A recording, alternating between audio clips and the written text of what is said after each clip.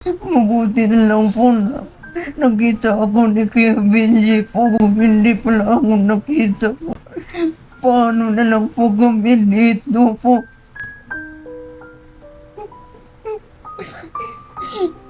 Nagtyaga po ako na makakita ako na makatulong sa akin po. Si Kuya Benji po natawagan ko po. Mabuti na lang po na nasagot po ni Kuya Benji ang tawag ko po. Ito na po yung mga tulong niya. Ito na kuya. 1, 2, 3, 4, 5, 6, 7, 8, 9, 10,154. Maraming salamat po sa inyo lahat po na tumulong sa akin po, lalo na po si Kuya Benji po. Sana po tulungan niyo po kami dito. Kasi hindi na po kasi namin kaya po para makauwi na kami ng Mindanao po.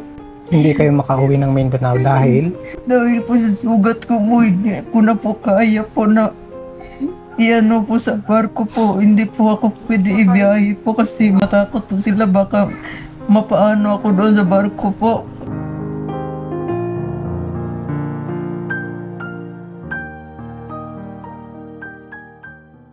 usually kasi natatanong din ng mga kababayan natin nakapanood ng video Opo. kung kayo daw ba'y natutulungan nung pinagtatrabahuhan mo. Opo, natulungan naman po ako.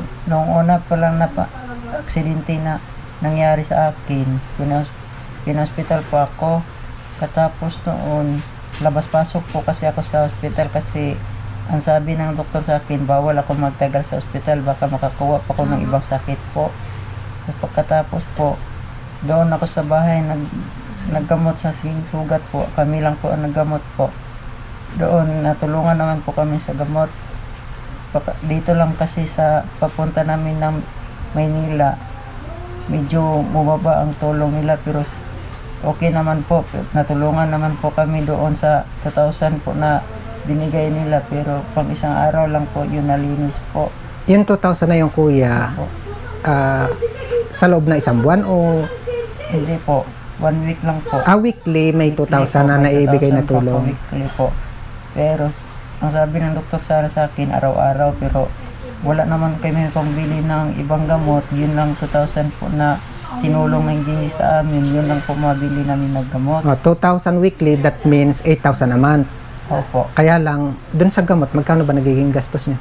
1,500 po ang isang araw po sa gamot ko kasi medyo mahal kasi ang gamot na ilagay sa sugat ko po kasi ang price ng gamot ko po sa sugat ko po isa lang gamot lang ano lang po 75 po plus pagkatapos po 20 lahat ang ilagay sa sugat ko na gamot po pagkatapos po noon yun lang po ang 2,000 ang aming inasahan po para panggamot ng sugat ko po kasi wala po kasi kami mga trabaho dito po. Ang mga kasama ko po, hindi po makatrabaho po.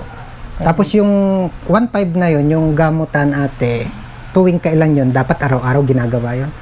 Oo, dapat Opo. araw-araw. Ibig sabihin, kailangan nyo ng 1,500 sa isang araw, sa gamot. Opo, kailangan po Ay, grabe. Malaking tulong yung, sabi mo nga kanina, 2,000 weekly, malaking tulong, kaya lang, Opo. dun sa naging extent ng damage, sa laki ng pangangailangan, talagang kulang po kasi. sobra-sobra yung Opo. kailangan nyo pa, Opo. Kailangan pa ng dagdag na gamot pa po kasi hindi po kasi makasya kasi ang 2,000 kasi pang isang araw lang po. Marami pa kaming bibili na gamot po, hindi lang yung ilagay sa sugat ko po. Mayroon pa pong isa na ilagay pa sa Sterile sugat swab. ko po na sterile swab po para matakpan gloves lahat din. ng mga sugat ko po.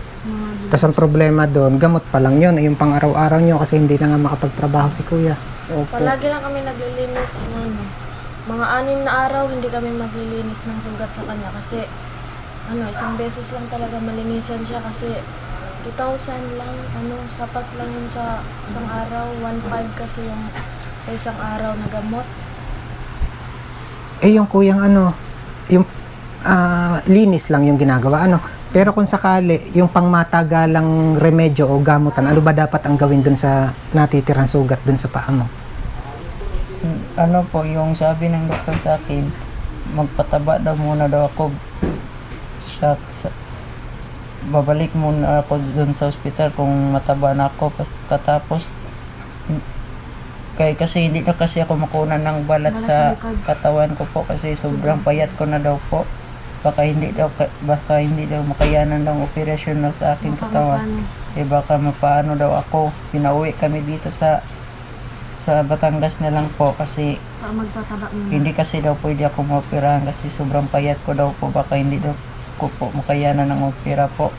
Kasi maraming balat po na sa aking katawan po para matakpan po lahat ng sugat ko po. Kumusta, may budget pa kayo? Meron pa naman pa, bigas. Bigas po, yung grocery pa po hindi pa rin naubos. Ay, hindi pa naubos yung grocery? Opo. Ay, pwedeng kunin namin yung sobra.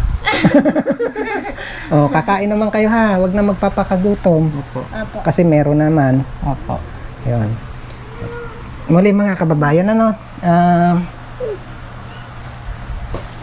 Kuya, di meron tayong mga kababayan na nauna nagpaabot ng tulong para sa inyo.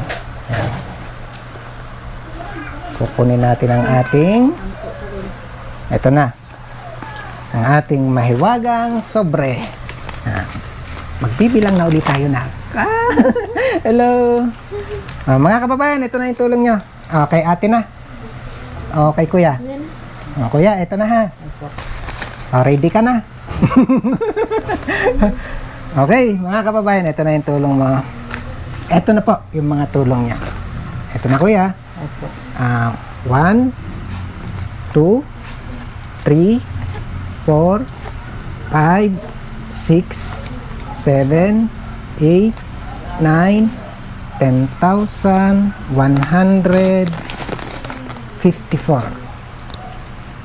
Maraming salamat po sa lahat na tumulong po sa akin po. Sana po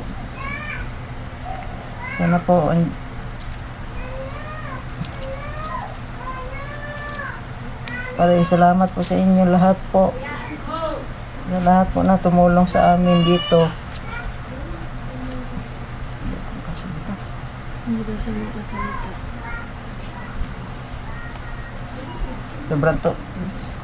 Sobrang salita din. Pati ako na.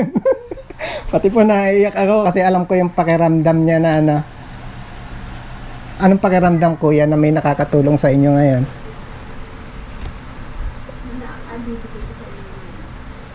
Sinunod namin po. Natulungan po kami. Nakitulong na po to sa amin po. Makabili na kami po dagdag na gamot ko po. Kasi po iba na kasing kiramdam ko. Medyo mahilo-hilo na ako. May araw na hindi ako maayos huminga po kasi baka na infection na tong sugat ko po. Mahirap po kasi na hindi kami makabili ng ibang gamot po. Kasi po sa isang linggo po, isa lang po malinisan ang sugat ko po.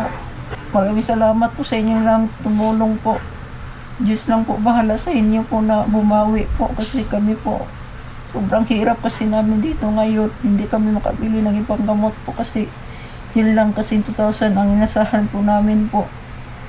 1,500 po kasi isang araw po sa gamutan ko lang po. Sana po sa lahat po na gustong tumulong sa akin, maraming salamat po. Malaking tulong na po to sa amin po. Malaking bagay na po to sa amin. Maraming salamat po. Maraming salamat din po dahil magamit na po namin yung pera na ibinigay ng mga sponsor po. Mabili na po namin ng gamot sa asawa ko po. Anong wala po dito, mabili na din namin po. Maraming salamat po sa inyo. God bless po. Yan. Siyempre, kaya may nadala si Kuya Benji, yun ay dahil sa tulong ng ating mga kababayan. Kaya maraming salamat po kay Ma'am Chanda Ramirez, 1,000, Sharifa Asalia, 400, at sa ating pong anonymous sponsor from US, 4,053 and 75 cents. Account number 4851 150 from Janelle Colliantes. Nelly Bisinyo, 500. Account number 9088 100. 9700200 from Ma'am Ruby Marcaida. Jury Marciliana 1,000, account number 9833100. Zen Valencia 2,500.17, account number 6286150 from Jennifer Ibasco. Yun po yung total of 10,153.92. Again, maraming salamat po mga kababayan. Po no, muli kung gusto niyo po yung ginagawa ni Kuya Benji upang mas makatulong po tayo sa ating mga kababayan, palagi po akong naglalambing na may kasamang pakiusap. Please support po natin si Kuya Benji. Please follow our page and then subscribe po yung ating channel. Bago niyo po tapusin yung video, bago po kayo mag-scroll down, please share this video po. Mabuti na lang po na nakita ako ni Kuya Benji po. Kung hindi pala ako nakita, paano na lang po kami dito po? Nagyaga po ako na makakita ako na makatulong sa akin po sana. Sige, Benji po, tatawagan ko po.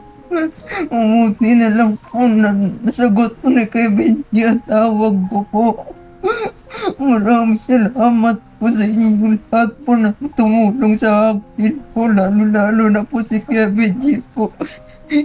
Sana po tulungan niyo po kami dito. Kasi hindi na po kasi namin kaya po, nagre-renta lang kami dito para makauwi na kami ng Mindanao po. Lalo kami nahihirapan dito. Sa renta pa lang, hindi na kami makabayad po. Hindi kayo makauwi ng Mindanao dahil? Dahil po sa sugat ko po, hindi ko na po kaya po na iano po sa barko po. Hindi po ako pwede ibiyahe po kasi matakot po sila. Baka mapaano ako doon sa barko po. Baka atakihin ako doon sa barko po. Lalo mahirapan sila. Hindi daw ako pwede na ibiyahe na sa Mindanao.